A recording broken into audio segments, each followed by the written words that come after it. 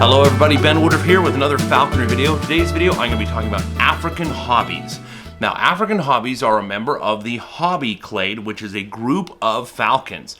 Now, I did a video about all the different hobby falcons, and this video that you're about to see is clipped out of that video. If you would like to see the whole long form video, you can check down in the link down below to see it, but this video you're about to see is specifically just on African hobbies.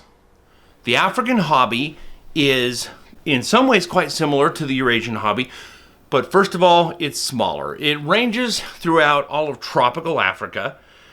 It has pretty wide range and it's adaptable, but it's smaller than a Eurasian hobby. The males are about 125 to 178 grams, and the females are about 186 grams to 224 grams. So there's a bit of a size range and difference. These birds normally hunt finches, swallows, and doves. And throughout Africa, there are these huge swarms of finches that will migrate in and migrate out. And they can just dive into these flocks and catch them with ease. They make it look very simple, but that's part of what they do. So this is a bird that does not hunt like a merlin. It's more of a flash and dash. Merlins will do a direct pursuit and chase and work a whole flock. African hobbies do this as well, similar to similar to merlins, but not with the same speed, but with more agility than a merlin would. Oddly, now if you don't know this, falcons do not build nests at all. No falcon builds a nest. They'll do whatever. Some falcons will, like peregrine falcons, usually nest on a cliff ledge. Some falcons, small falcons, will nest in hollow trees, or they'll take over the old nest of another bird. Here in Utah, we have prairie falcons. Prairie falcons love to nest in old raven nests on the side of a cliff, and that works well for them.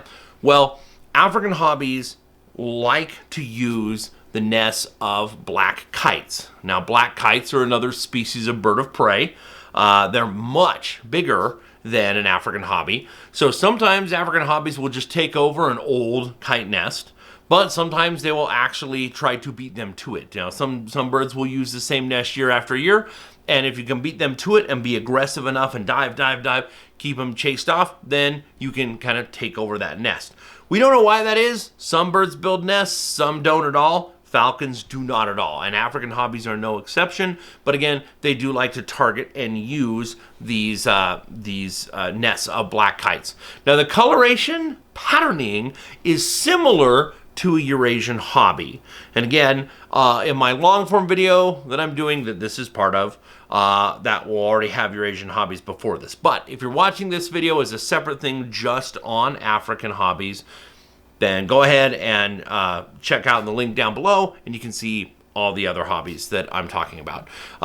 So the coloration patterning is similar to a Eurasian hobby, which is first year birds are just kind of streaked, and then as adults they get deep patterning, deep coloration and patterning down below.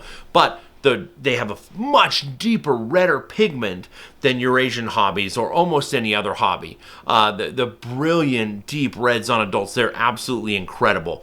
And these are one of these birds that are just kind of hit and miss. When we're talking about some of the other hobbies, some of them are colonial. They'll have big old huge colonies, but not African hobbies. It's hit and miss if you see one.